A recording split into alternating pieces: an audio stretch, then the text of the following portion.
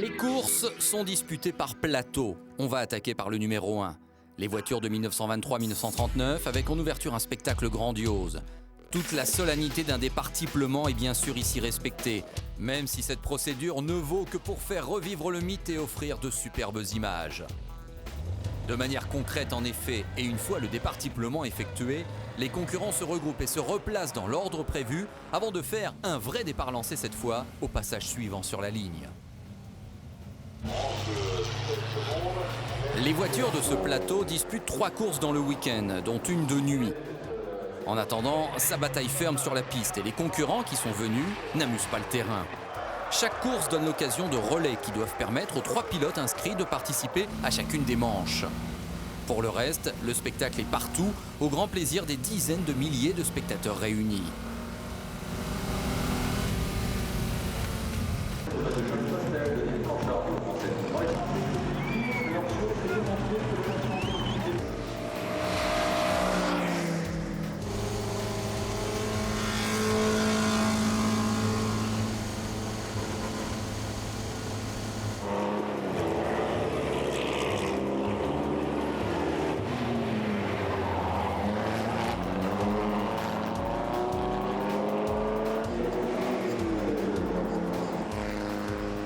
La manche de nuit n'est pas la moins spectaculaire. La nuit du Mans classique ressemble à s'y méprendre aux nuits des 24 heures du Mans.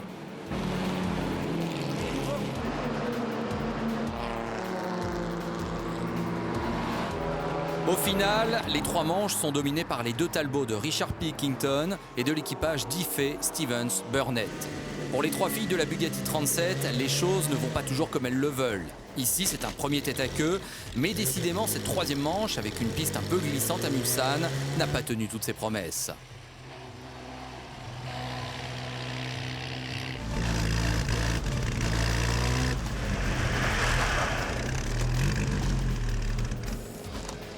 Les filles n'ont pas été les seules à y aller de leur petite figure.